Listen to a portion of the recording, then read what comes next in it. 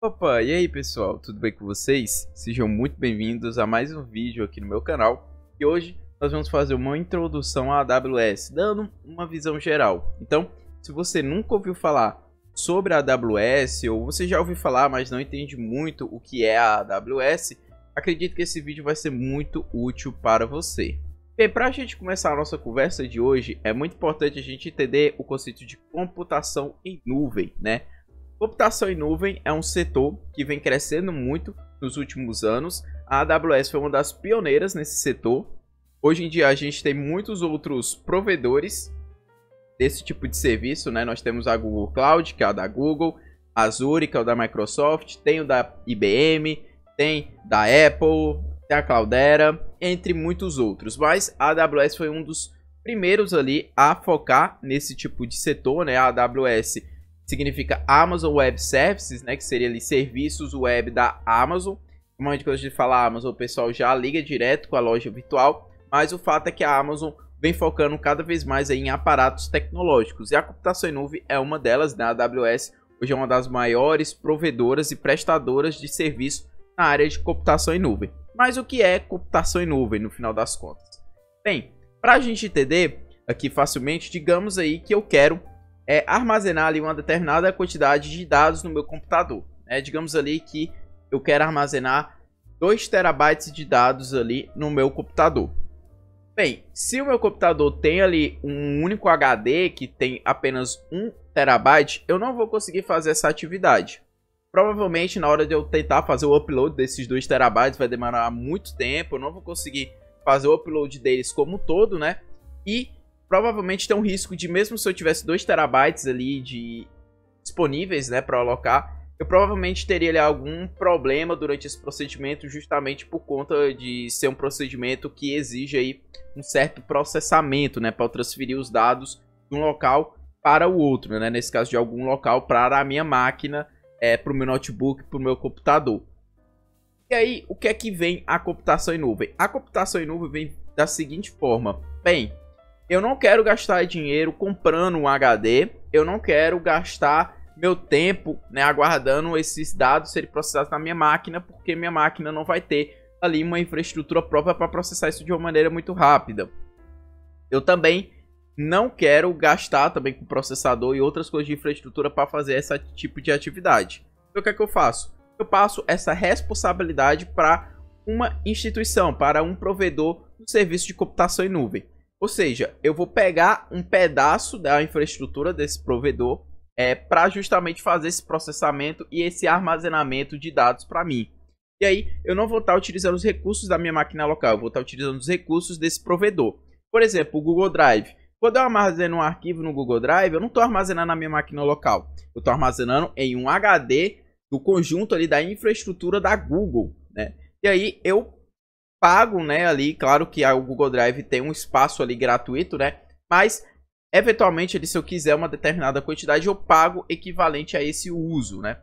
Então essa é uma palavra muito importante, pagar em relação ao uso, tá? Quando eu pego essa infraestrutura emprestada, né, eu vou justamente pagar em relação ao que eu peguei emprestado e ao que eu utilizei dessa porção que eu peguei emprestado, né. E tudo isso é feito de uma forma remota, independe da minha infraestrutura local, e isso possibilita uma maior flexibilidade, né? Afinal, não vai depender de eu ter uma infraestrutura aqui na minha casa para fazer a atividade que eu desejo. Eu apenas preciso ali ter o dinheiro, né, e o conhecimento para utilizar essa ferramenta terceirizada. E claro, o dinheiro que é utilizado é muito mais barato, né, um menor custo comparado a eu ter que comprar uma infraestrutura própria, né, comprar ali os equipamentos e fazer a manutenção e a instalação deles, né. Eu transfiro essa coisa, né, que é um pouco mais complexa, um pouco mais custosa, para esse provedor terceirizado. E resumindo, né, isso de uma forma bem grosseira foi computação em nuvem, né, mas aqui eu vou elencar as características desse tipo de serviço, tá? Primeiramente, conexão com a internet. Para você utilizar recursos de computação em nuvem, você precisa estar conectado à internet. Por quê?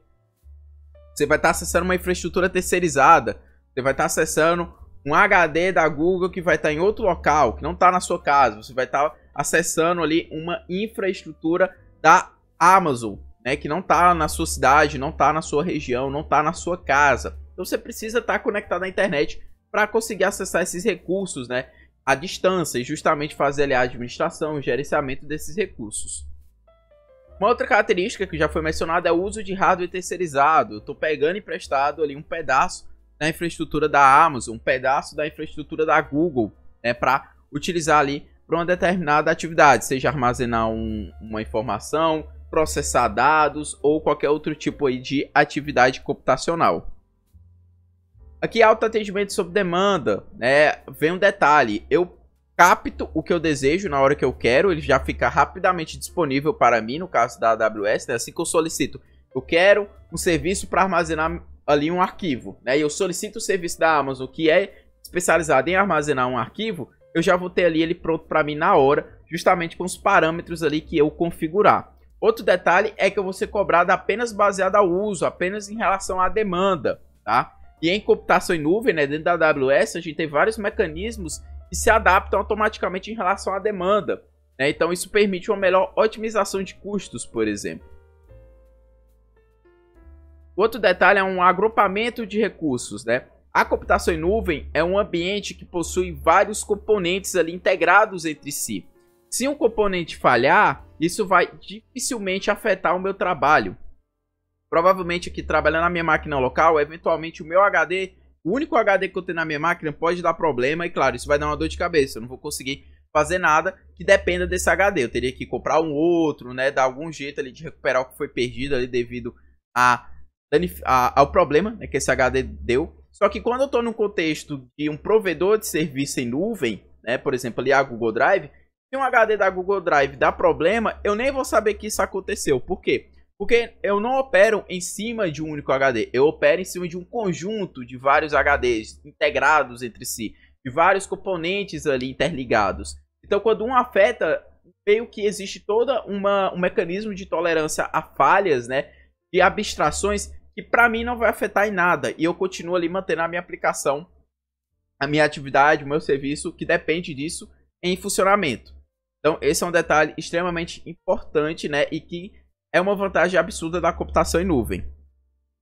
E a otimização de recursos entra justamente na praticidade, né, de você utilizar esses serviços. A questão de custos, sai muito mais barato você pegar emprestado do que você ter que tirar do seu bolso para montar a sua própria infraestrutura, tá? Então existem vários aspectos aí, a questão da ajuste à demanda também, e você, como você é cobrado em relação à demanda, né, você tem um ajuste automático da demanda que permite uma melhor otimização de recursos. Não vai ter o risco, por exemplo, você está gastando muito além ali do que a sua demanda está pedindo naquele momento, e também não tem um risco de você ter a indisponibilidade da sua aplicação, do seu serviço, devido ali a uma demanda extrapolada ali em algum momento específico, né? A infraestrutura, o serviço vai se adaptar à demanda, você vai ser cobrado justamente equivalente ao que é utilizado. Então isso permite uma grande otimização de recursos. Bem, agora que a gente falou as características gerais de computação em nuvem, também de AWS, né? Vai lembrar que isso tudo que eu falei é de computação em nuvem, tá? E se aplica a AWS e outros provedores de nuvem, tá?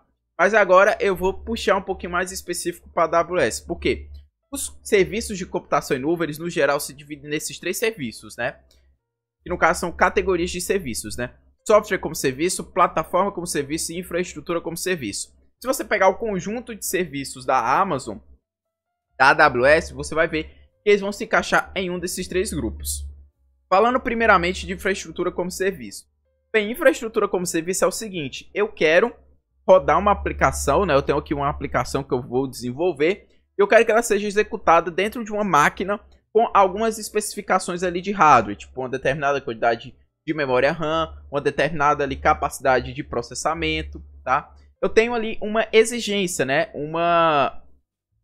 Eu preciso ali de uma base mínima garantida para que minha aplicação rode de acordo com o que eu almejo ali, de acordo com o que eu espero. Então, eu quero pegar uma máquina da Amazon, tá? Da AWS, que tem essas especificações para rodar a minha aplicação.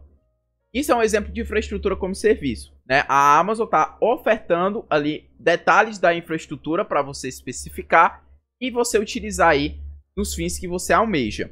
Então aqui eu trago um exemplo, um serviço que é a AWS EC2, tá? É um serviço que é o Elastic Compute. Ele permite que você construa uma máquina virtual, justamente especificando esses detalhes de infraestrutura, tá? Isso aqui é um exemplo simples, existem muitos outros serviços que trabalham com esse conceito de infraestrutura como serviço, tá? Um detalhe importante, quando eu digo assim, ó, eu quero uma máquina que tem 8 GB de RAM, não quer dizer que vai chegar um funcionário lá da Amazon, vai pegar uma coisa que tem 8 GB de RAM, escrever seu nome e alocar ali no bloquinho dentro de algum datacenter aleatório da Amazon. Não. A Amazon vai lhe oferecer todo o ambiente integrado dela, tá? O que é que vai acontecer? Quando você diz que quer algo com 8 GB de RAM, ele vai criar uma máquina virtual e vai utilizar 8 GB de RAM. Só que esse 8 GB de RAM ele não vai estar necessariamente concentrado em um componente físico. Ele vai estar todo em cima de um ambiente integralizado, de um ambiente compartilhado com várias memórias RAM, vários processadores e vários outros tipos de componentes físicos, tá? Então você opera nesse ambiente compartilhado, porque é justamente essa questão de operar em um ambiente compartilhado que permite uma maior disponibilidade. Se um dos componentes da infraestrutura falhar, dificilmente vai afetar a sua aplicação, porque, enfim, é um ambiente compartilhado, existem milhões, dezenas de dispositivos físicos ali trabalhando e distribuídos de forma global. Então isso vai facilitar muito na questão de disponibilidade, tá? Então é um detalhe importante para fixar em relação a isso, tá? Então esse aqui é um exemplo de infraestrutura como serviço na AWS. Já a plataforma como serviço é o seguinte: eu tenho aqui uma aplicação que eu quero desenvolver em Python, tá? Eu não quero saber em relação a qual vai ser a infraestrutura que essa aplicação em Python vai ser executada. Para mim, eu não tenho uma exigência em relação à memória RAM, em relação a GPU, CPU, armazenamento, nada. Eu quero apenas executar a minha função aqui de Python. Eu quero apenas executar essa aplicação em Python. Pronto, esse é um exemplo de plataforma como serviço. A AWS Lambda é um exemplo de serviço que entra nesse grupo, né? Por quê? A AWS Lambda, você não vai ter que se preocupar com definição de infraestrutura. Você não precisa dizer quantos gigas de RAM você quer, nem coisa desse tipo. Você simplesmente vai subir a sua função em Python, que você vai construir, né? E aí, nas configurações ali da Lambda, ela vai ser executada. Em qual ambiente ela vai ser executada? Para mim não interessa, eu quero que ela seja executada, né? E é isso que a Lambda vai proporcionar. Então, quando você não tem interesse em relação a detalhes de infraestrutura, né? Você quer uma abstração em relação a isso, você quer simplesmente focar no desenvolvimento da sua aplicação, né? E quer a base mínima ali para ser executada, mas não te interessa detalhes em relação a essa base, você utiliza coisas como plataforma como serviço. E aqui a AWS Lambda é só um exemplo. Existem aí alguns serviços da Amazon que, por exemplo, te disponibiliza uma máquina própria para você trabalhar, né? Uma máquina virtual para você trabalhar com Python. Eu quero trabalhar aqui com Hadoop, eu quero trabalhar aqui com um framework em específico. Tem uma máquina virtual que já vem tudo instalado, já vem tudo pronto para você utilizar. Você não precisa se preocupar em configurar a infraestrutura, instalar as coisas, já vem tudo pronto para você. Então isso é um exemplo de plataforma como serviço, né? Ele já provê ali uma base, né? Uma infra, né? Base para você operar sem você ter que se preocupar com detalhes em relação a isso, entendeu? Então isso é algo que otimiza muito e permite que você foque na atividade principal desejada, que seria desenvolver uma aplicação. E por último, mas não menos importante, software como serviço. Isso aqui é muito comum porque muitas startups e modelos de negócio utilizam esse tipo de serviço, né? Que é o quê? Eu tenho ali uma aplicação já desenvolvida, né? Que está sendo executada ali embaixo de uma infraestrutura, mas para mim não interessa qual é essa infraestrutura, os detalhes em relação a essa infraestrutura, e não me interessa também em relação ao desenvolvimento e implementação dessa aplicação. Não me interessa se ela foi feita em Python, em Ruby, em Java, em C Sharp, não me interessa. Eu, usuário, quero apenas utilizar a aplicação, eu quero usar os frutos daquela aplicação.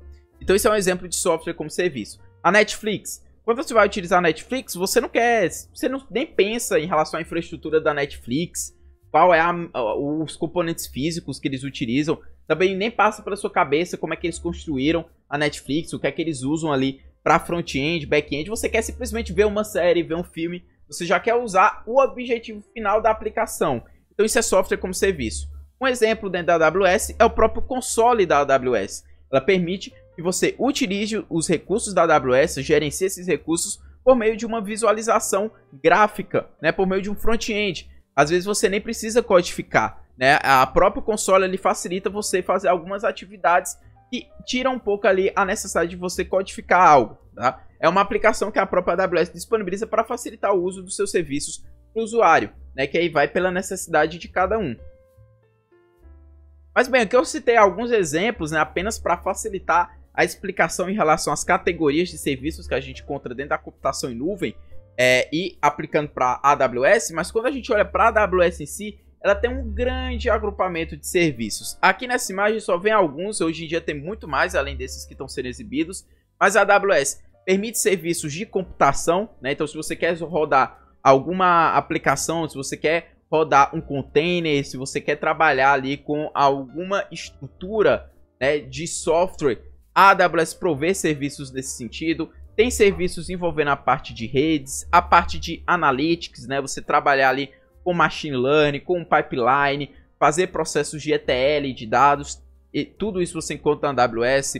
Tem ferramentas de desenvolvimento, né, você trabalhar ali com commits, né, ali do GitHub, fazer o deploy das suas aplicações, né, e ter todo um pipeline, né, todo um fluxo estruturado e organizado aí em relação a essa implementação, tá? Tem ferramentas de gerenciamento, então você acompanhar os logs das suas aplicações, né, você vê em relação a quais usuários ali da AWS estão utilizando os recursos e quais são esses recursos, né, entre muitas outras coisas. Questões envolvendo também segurança, né, criptografia, questão de proteção contra determinados ataques cibernéticos, isso você encontra na AWS. Serviços de armazenamento e entrega de conteúdo, né? Armazenar arquivos, bancos de dados, construir data warehouses, data lakes, você encontra também essas coisas dentro da AWS. Serviços de aplicação, né? Então você, por exemplo, utilizar um serviço ali de mensageria, utilizar um serviço de entrega de e-mail, um serviço que envolva ali streaming, né? Você tem isso na AWS. Serviços envolvendo mobile, né? Então você fazer entrega de mensageria, né? Envio de SMS, por exemplo, login em aplicações, né? Isso você também encontra, entre muitos outros serviços, tá? Que são apenas alguns exemplos das possibilidades, né? Realmente são muitas, tá? E isso que torna a AWS cada vez mais atrativa aí para diversas empresas, né? E lembrando, tudo isso tá globalmente disponibilizado. A Amazon possui vários data centers, várias estruturas, né, que ela construiu ao longo do tempo justamente provendo, né, a disponibilidade desse serviço, né, de computação em nuvem. Então você tem data center na América do Sul, na América do Norte, na África, na Europa, na Ásia, na Oceania. Então você permite que você opere em uma infraestrutura global. Isso permite que você, por exemplo, consiga construir uma aplicação que vai ser hospedada de repente em algum servidor aqui da Amazon no Brasil, mas que a pessoa que for tentar acessar lá na Austrália não vai sentir muita dificuldade por questões de latência, né? A Amazon proporciona que você configure e construa sua aplicação para que tanto a pessoa que está no Brasil como a pessoa que está na Austrália, por exemplo, consiga acessar a aplicação da mesma forma sem ter o prejuízo por conta da localização. Ter falado da própria questão do ambiente compartilhado, né? Se um componente falhar, dificilmente isso vai afetar a sua aplicação, porque vai ter toda uma infraestrutura global ali compartilhada, operando ali nas camadas abaixo, que a gente não tem muito conhecimento, porque a Amazon proporcionou uma abstração para a gente, o que de certa forma facilita o nosso uso em relação aos serviços da AWS. E bem, pessoal, esse foi uma introdução bem geral em relação à AWS, tá? Também um pouquinho de computação em nuvem, né, que a gente falou muito nesse vídeo. A minha intenção aqui no canal é trazer mais vídeos em relação à AWS, é um tema que eu estou me aprofundando, que eu gosto muito. E eu quero dar minha contribuição aqui para a comunidade brasileira aí que está almejando também entender mais em relação à computação em nuvem. Então, ao longo do tempo aí, nos próximos vídeos, eu pretendo trazer alguns detalhes, né, em relação a alguns serviços da AWS, tá? E a minha intenção é trazer em dois formatos, tá? AWS Visão Geral e AWS em Ação. A AWS Visão Geral vai ser algo mais ou menos o que foi esse vídeo, né? Por exemplo, a gente fazer uma visão geral da Lambda. A gente vai entender as características, o que é a Lambda, os recursos que envolvem a Lambda. Tudo de um ponto de vista mais visual, teórico. Já a AWS em Ação vai ser uma pegada um pouco mais hands-on, né? A gente vai ali tentar construir uma Lambda, por exemplo, juntos, tá? Isso seria um exemplo de vídeo de AWS em Ação com Lambda, né? Então, eu espero aí no futuro a gente ter bastante conteúdos aí de AWS nessas duas características, né? Dando uma visão geral introdutória, né? Dos recursos e possibilidades e também trazendo uma visão prática aqui para facilitar a assimilação de conteúdos. Então, é isso, pessoal. Espero que vocês tenham gostado desse vídeo. Espero que vocês estejam muito animados, assim como eu, para os próximos conteúdos que estão por vir. E é isso, pessoal. Um forte abraço a todos e até o próximo vídeo.